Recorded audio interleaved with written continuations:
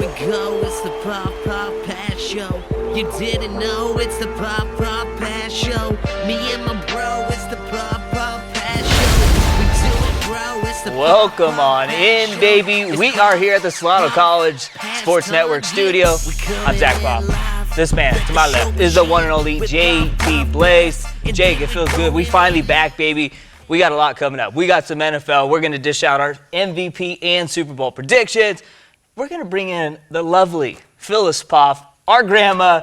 She has a better record than any NFL expert out there, and she's going to do a Pick Six segment for you. What else we got, JT? A little trivia. You ready for current NBA trivia? We got a little bit of that. A little college football playoffs.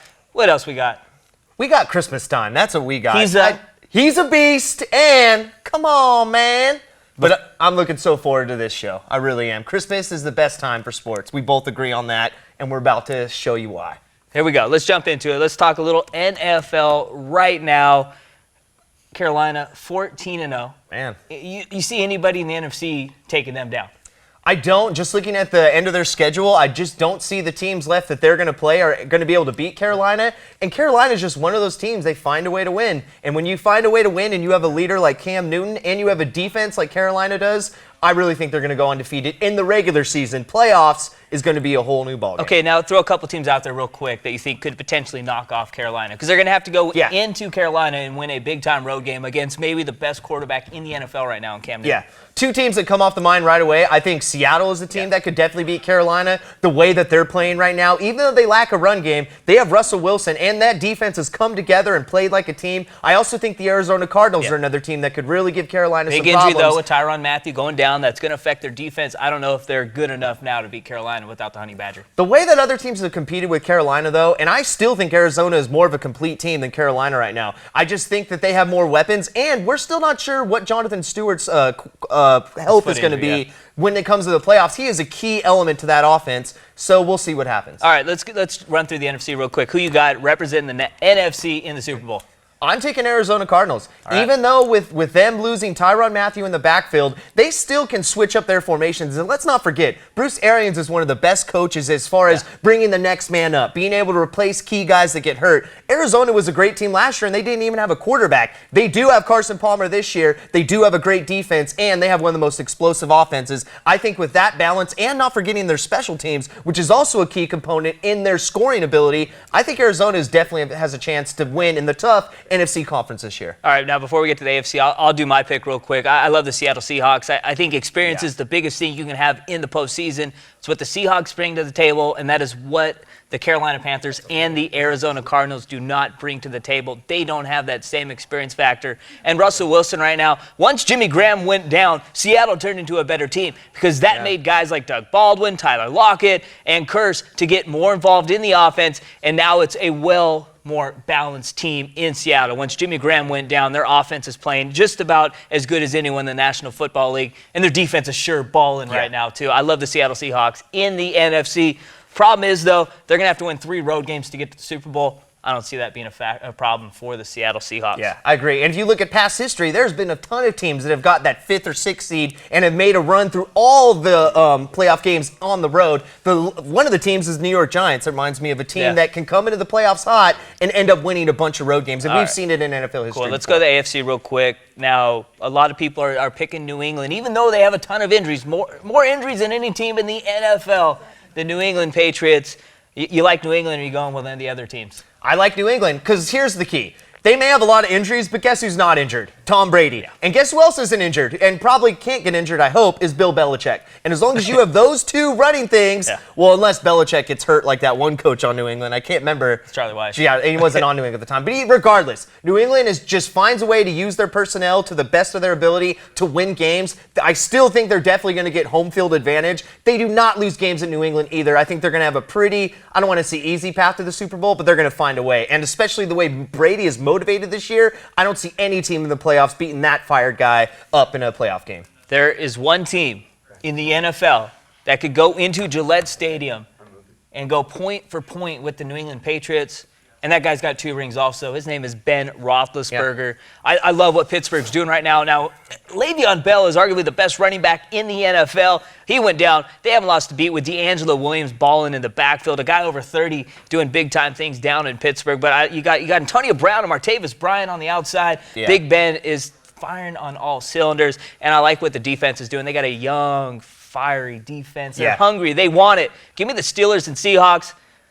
I think Big Ben is going to win his 3rd Super Bowl ring this year. I agree with you, too. If there is one team that can make a trip to the Super Bowl in the AFC, it is the Pittsburgh Steelers. And I kind of feel bad because I do think Cincinnati and Denver had a legitimate shot earlier in the year. But now with that question mark at quarterback, we always had a question mark with Andy Dalton. Now he may be banged up, may not be as getting as many reps because he's trying to get back from the injury. So that really hurt Cincinnati and Denver. Osweiler can do it. He just doesn't have enough experience, I think, especially with none in the playoffs. We don't know what Peyton Manning's going to come back or what he's going to be able to do either. So I just think it's easier road for New England. And we've seen the flaws in Osweiler's game here the last few weeks against Oakland. Just couldn't get things going in the second half. Same thing again with the Pittsburgh Steelers. Now, how funny would it be, though, if Cincinnati got to the playoffs and won a playoff game without Andy Dalton starting? That would be classic, and it would definitely raise some controversy in Cincinnati. But honestly, I do not see McCarron going in with that Cincinnati team and beating any of the other teams in the AFC. I just don't think he has enough experience. Same thing with Osweiler. And the playoffs is a whole different ballgame, and one of the most important components we've seen is quarterback play in the playoffs. That's usually what gets your team to the Super Bowl. And when I look at those AFC teams, I'm taking Tom Brady all day, every day. All right, real quick. Speaking of quarterbacks, who you got MVP? Man, it's really, for me, going to come down to Cam Newton and Carson Palmer. But I think at the end of the day... No Tom Brady?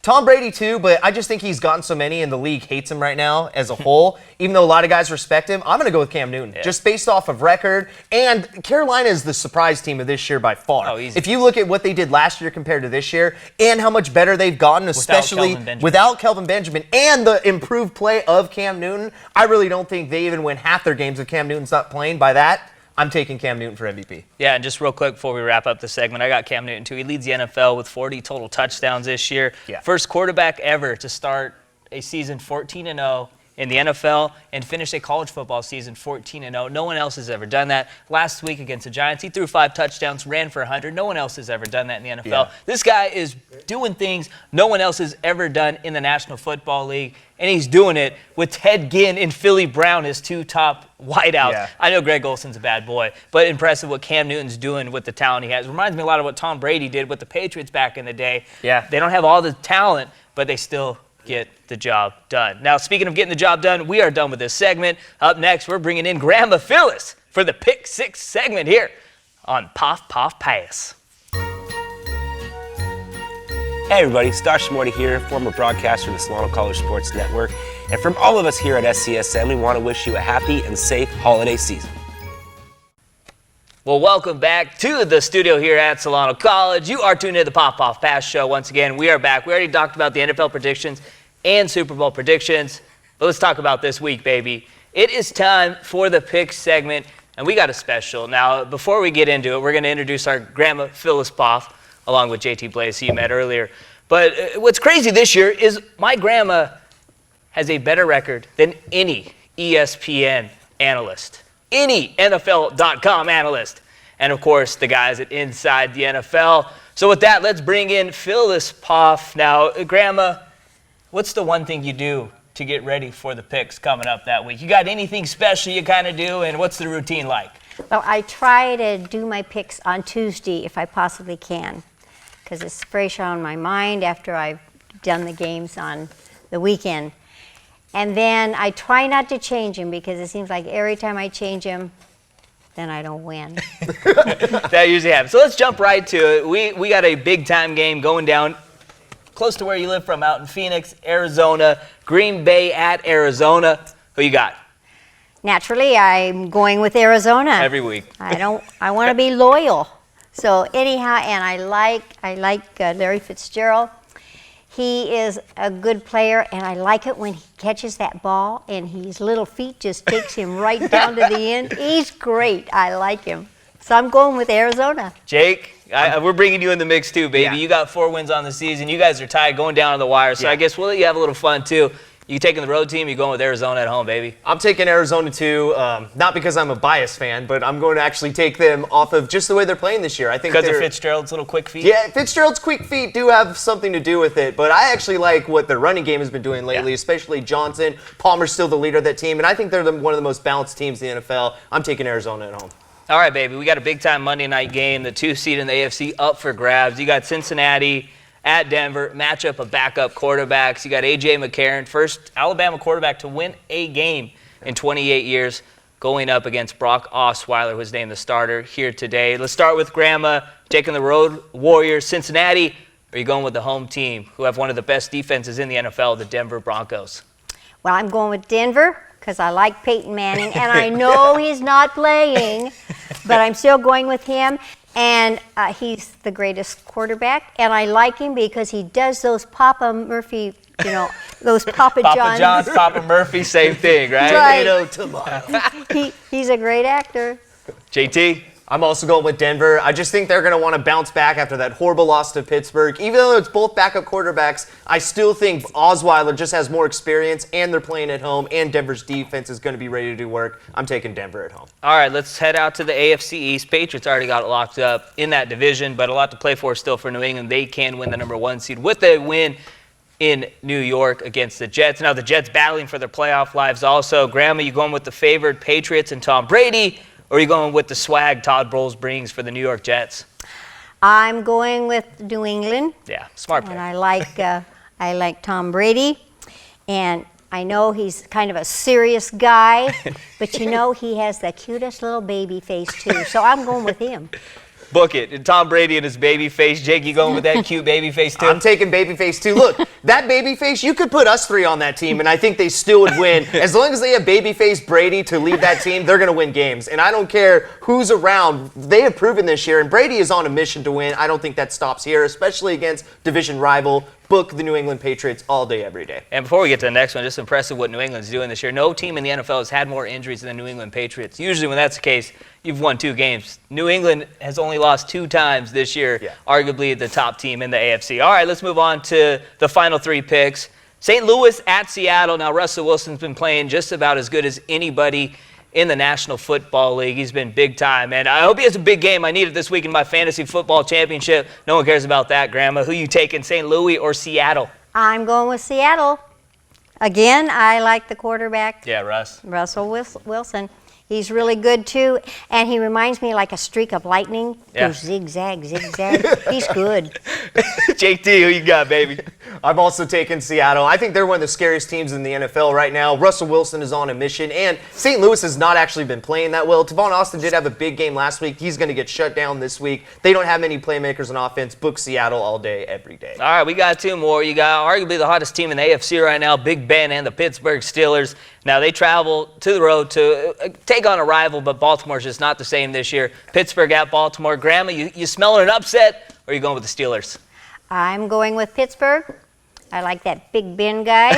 I can't say his last name, but it starts with an R. There you go. That's all you need. You're copying Ed Reed now. I'm going with him. JT, same. Pittsburgh all day. Baltimore's killing with injuries. And honestly, as long as Pittsburgh has Ben Roethlisberger and Antonio Brown, I think they can beat anyone in the league. They proved that last week, what they did to Denver at home, coming back like the way they did. Pittsburgh is going to annihilate the other team. I don't even need to know their name, the Ravens. All right, babe, we got the last one. Johnny Football going up to Kansas City. Now, Kansas City is the hottest team in the AFC. They've won 8 games in a row, and all of that ever since Jamal Charles blew out his knee. Very impressed with what Kansas City's doing. Cleveland playing a little better. Johnny Football getting things going, and he's got a lot to play for right now. If he wants to get paid, wants to do some more of this, he's going to have to perform big here these last 2 weeks. Grandma, you going with the home team, Kansas City, or do you think the Browns might pull off the upset? I'm going with Kansas City.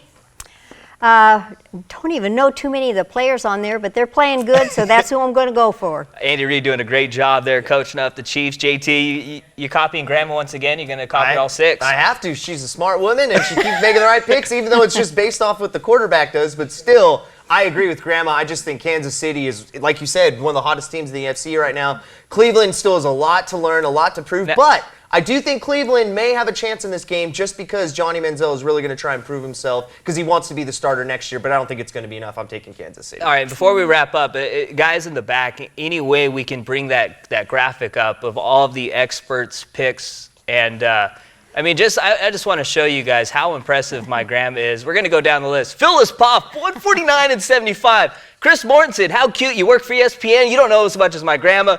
Boomer Esiason, I don't even want to get to that guy yet. Yeah. Phil Simms, he's the man, but not when it comes to picks. Mike G, 134 and 90. I'm better than that. Come on, too. Mike G. But that's just impressive what Grandma Phyllis is doing with the picks. Hey, before you go to Vegas here, if you're going for the New Year's, just listen to this. Get your bets in if you want to win some dough. Someone turned $5 into $100,000.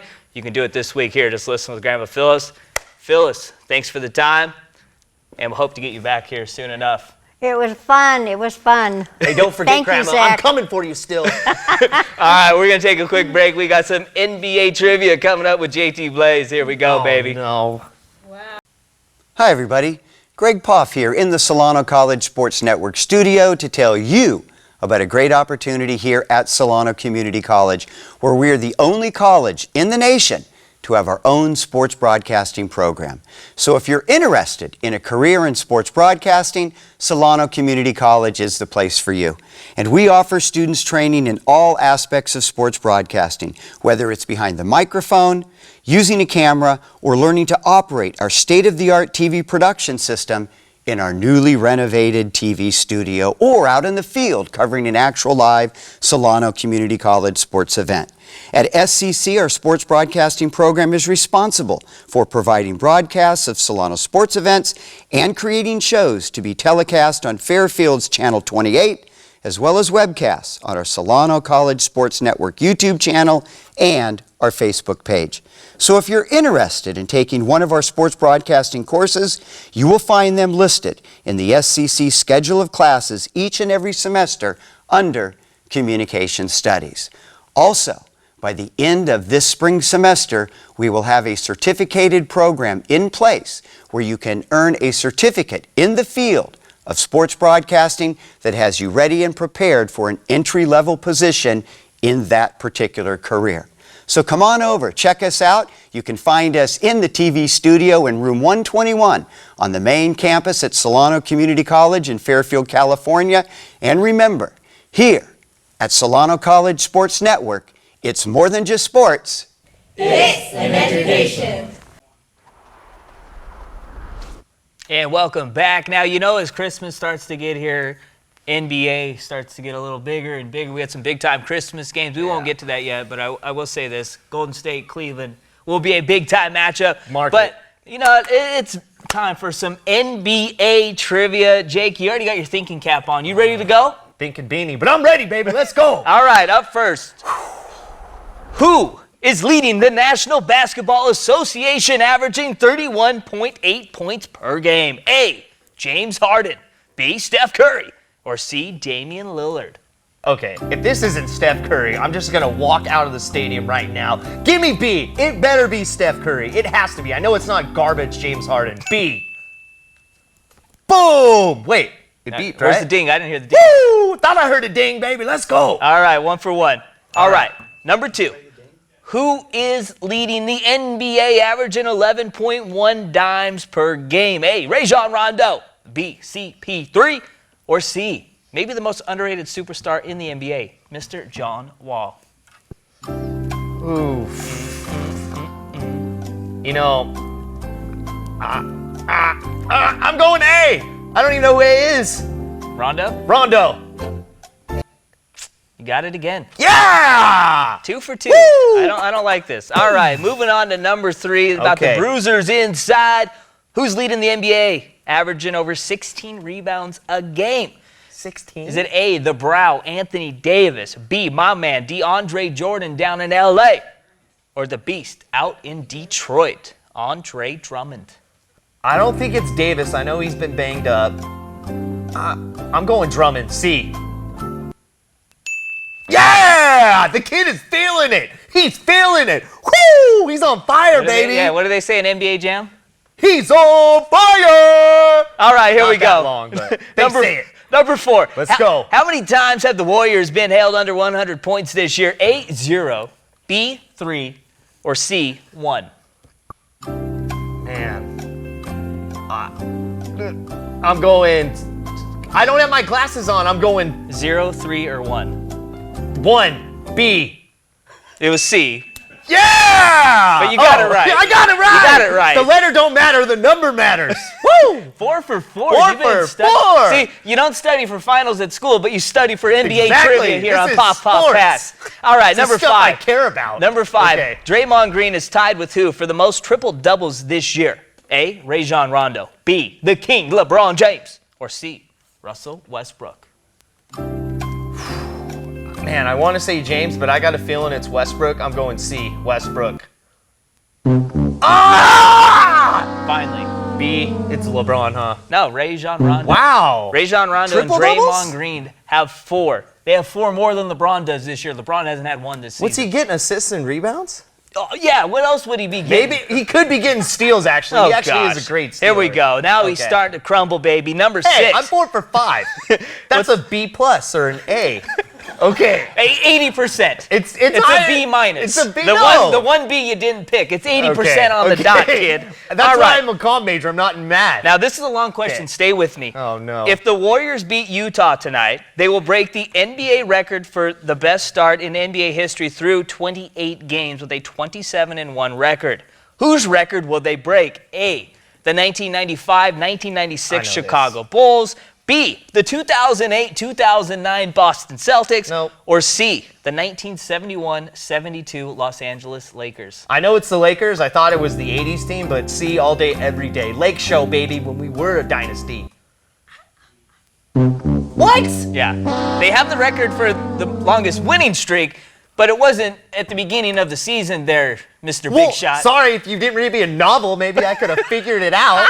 Gee, there was 8 sentences in there. I didn't know. The correct answer is actually the 2008-2009 Boston Celtics. was- The year after they won the championship. Of course, Garnett got hurt that year and things crumbled for Boston. They're also tied with the 1966-67 76ers and 1969-1970 New York Knicks. I want to file an appeal. That's a trick question. Only guys winning appeals today is my man Odell Oh, my Beckham winning my gosh. fantasy football championship. All right, last question. good for you. Last question. Okay. Can he end strong or will the downfall continue? I meant it strong. I'm going for that B. I am the only Oh, wait. player in Okay. the NBA averaging 10 plus points per game, 7 rebounds, 7 assists, 1 steal, and 1 block. Who am I? A, Draymond Green. B, LeBron James. Or C, Rajon Rondo. Oh my God. 10, I have a 7, feeling 7, it's 1, just and all 1. those stats. I'm going to go with Draymond. A. Draymond or Draymond? Whatever. Green. Yeah! Got it. Finish Rack strong. 'em, baby. 5 for 7. Not too shabby if I say so. What's that come out to? It's awesome for A. That's what it means. A for awesome. No, it's like a B plus, huh? All right, baby. We're done Okay. doing math. Good Wait, job. what's 7 divided by 50? We don't have time for that. Okay. But what we do have time for is we're breaking down the New Year's 6 bowl games. We're going to pick our winners. We got that coming up next here on the Poff Poff Pass Show. Well, you see the football, baby. It's time for some college football picks. We got my man back, baby. Stasha Moita back in the house doing his thing out in Florida. And before we get to the picks, though, how's that going for you too, man? It's been great. You know, the weather's nice year-round. A little cold here back in Cali, but it's good to be home for the holidays and get to do a show with you. So, ready to get into these picks, I still can't believe someone would say it's still cold in Cali, man. You just make us Californians sound pretty soft right there. But let's jump to it, baby. We're gonna do the New Year's 6 Bowl. Now, up first, we got the Peach Bowl, Houston versus Florida State. Now, what Houston has done this year is big time. They've really turned that program around. And they got a bad boy playing quarterback, Greg Ward Jr. He's a baller. But they got to go against Florida State, one of the best teams in the ACC. Now you're out in Florida. Are you going to lean towards the pick them, or are you going with the Houston boys? You know, I'm going to go with the Houston boys just because I've been around all these FSU fans all year long and hearing that little chant, I'm just tired of it flat out. So I got to go with Houston. I have a good buddy from Houston, so he'll be happy I'm taking his boys in red. So upset right there. You know what I'm going with? Florida State, baby. Dalvin Cook's a bad boy, one of the best running backs in all of college football. I love Florida State in that one. Now, let's go partying a little bit. Let's head down to the Fiesta Bowl. This might be the juiciest matchup we got here. Notre Dame versus Ohio State. This is easily the most prestigious matchup in all the bowl games here. And I'll start it off. I like the Buckeyes. Ezekiel Elliott's an absolute beast. Now, at quarterback, they still aren't sure what they're doing, but J.T. Barrett will be the guy. I love Ohio State. They also have a really good defense, too, with Mr. Bosa there on the D-line. You going the same, or you going with those fighting? I can't pick the Fighting Irish. I'm an SC guy. Hey, I am a Stanford guy, so, Notre Dame is also another one of our rivals here, but OSU, what they did last year, that cost me a lot of money. When I was still a little bitter. The ZPC came true, so I'm going Notre Dame here. I felt they had a letdown, that loss against Stanford, so they're going to come in fighting Irish all the way. And Ohio State, they're just going to send their guys to the draft. It's going to be the end of their little run here. And Urban Meyer will have to restart coming next year. Yeah, I agree with that, too. I mean, Notre Dame, a little more to play for, too. Ohio State, a lot of guys going pro. So that usually you see that. Might be the same thing with Florida and Michigan with all those Florida guys leaving early. Might be trouble for them. So we'll have to wait and see with that. All right, Rose Bowl. If you like hard-hitting, smash-mouth football, this is the game for you. You got Iowa from the Big Ten against Stanford from the Pac-12. And Stanford kind of plays that Big Ten SEC type of ball. Boy, what a year Christian McCaffrey had. Broke Barry Sanders' record for most all-purpose yards in a single season. You're breaking Barry's records. You're doing things big time. I like Stanford in that game. They're playing really well. Hogan, a very solid quarterback. Hooper, outstanding tight end. But it all starts at number 5 in the backfield. C-Mac, Christian McCaffrey.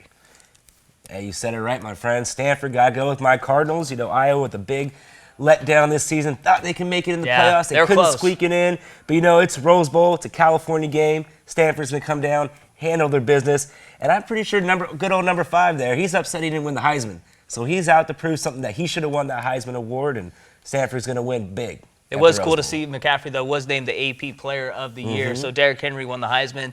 McCaffrey able to win that. All right, now we got SEC, Big 12, Ole Miss versus Oklahoma State. This is a very even game, but since it's even, I'm going with the SEC squad. Ole Miss, the only team to beat Alabama this year, too. That is true, but I got to go with the Pokes, Oklahoma State, shoot 'em I know you're going with the Cowboys, man. I have to go with the Cowboys. Good friend of mine, Victor Romero, played baseball up there, so I got to go with my boy Vic. Too, right? He is coaching there, and so Vic, you're going to be proud of this one. OK State takes that.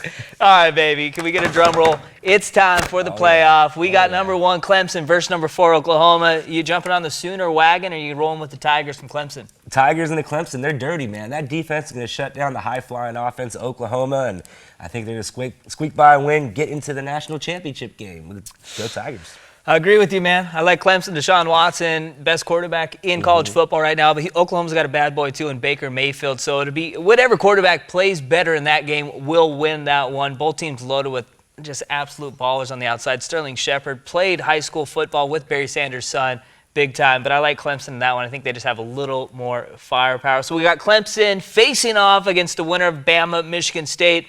Who you got, Zamoyda? Going Michigan State. And this is my pick. Who's going to win the whole So they're not just going to beat Alabama. They're going to win the whole thing. They're going to beat Clemson. I mean, this Michigan State team has been resilient all year. The ball's been bouncing their way. They got great coaching staff, and they're playing as a true team. You look at that Michigan game. Michigan, all they had to do, punt the ball away. That's it. The ball just catch the ball, punter. That's all he had to do. They run it back for a touchdown. They played Ohio State. Never was ahead in that entire game. Yeah. Last second field goal, they win that game. Then that Iowa drive, that was the statement of the season right there. When they drove down the field and punched it in at the end, just right there showed me that this is a championship caliber team.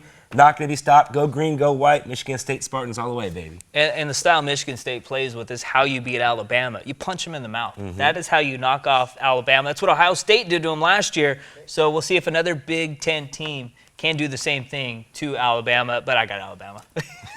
I'm going Alabama. I like Clemson, though, to win it all. They're going to finish undefeated for the first time since 1981 and win their second national championship. Dabo Swinney doing big-time things. So you're saying that Clemson's win the whole thing? They're going to beat Alabama. So our buddy Mike is back in the studio, and he has a special gift for you. Oh, what do you got? Show it. You show it, Mike. Oh, let's try it right here, baby. You know not to take Clemson. Wow. You have the ZPC, wow. Zach Paul This is awesome. Hey, this is the best gift I've ever got right there. ZPC. Sorry, Clemson. With that, we got to end the show. And, hey, we're coming up with... Can't wait, baby. We got JT Blaze coming on back. Stay tuned. Go green. Hello, I'm Mike McLeod. This is Chelsea Williams, and we just want to say from the bottom of our heart, thank you for watching. And if you're liking what you're seeing, you have to check out all of our stations. We have Channel 28. You can also check us out on YouTube, and we have a Facebook page. And if you want to follow in our footsteps and do what we do, you can sign up for classes at the Solano campus. You see there, it's COM 75A and B, COM 80A and B. Those are the difference between the fall and the spring. It's in room 121 in the TV studio, Mondays and Wednesdays, 1 to 4. And like Poff always says, it's more than just sports. It's an education. Now, JT, we got one thing left. Come on, man. And he's a beast. All right, up first, let's do it. It's time for our come on, man. You do the honors. Who you got? Look, I know I'm going to jump into the mud with everybody else here because the constant controversy we've heard this week is Odell Beckham Jr. and Josh Norman and the whole feud going on. My problem is everyone is focusing on Odell Beckham Jr. and no one is focusing on the instigator of the whole problem in the first place, Josh Norman, and the hypocrite this guy is. For example, here's a quote from him. I just pretty much showed people what this guy really is about and what he stands for. So, I just don't feel like that's part of the game that should be played. If you want to play, let's play it straight up. Let's do it the right way. So is the right way to intimidate your quarterback in preseason and call him all kinds of obscenities while you're competing? Second of all, is it also the right way to play when you're calling out Odell Beckham when it comes to his sexual orientation, calling him the F word and not the F-U-C-K word, I'm talking about the other F word. When you're literally coming at the guy on the field. And another example, when the whole controversy started, Josh Norman actually was upset because when Odell Beckham Jr. burned him on the first play, the next play he was upset he got burned, so he body slammed him to the ground. But none of that footage gets shown on that. My argument here is if you're going to call people out, then you have to live to that same standard. When you call guys a punk and you call guys a ballerina because they dance, when your teammates dance more than any other team in the NFL, all I have to say is hold up your own standard, man. Stop having this double standard like Odell Beckham Jr. is all at fault. And in the press conference, let's compare the two. Odell Beckham Jr. at least admits he makes mistakes. When you listen to Josh Norman's interview, it's all Odell Beckham's fault. He did nothing wrong. If you want to call guys out, then you have to live up to that standard, and you're not Josh Norman. You're not playing the right way. You're playing like a punk. Come on, man.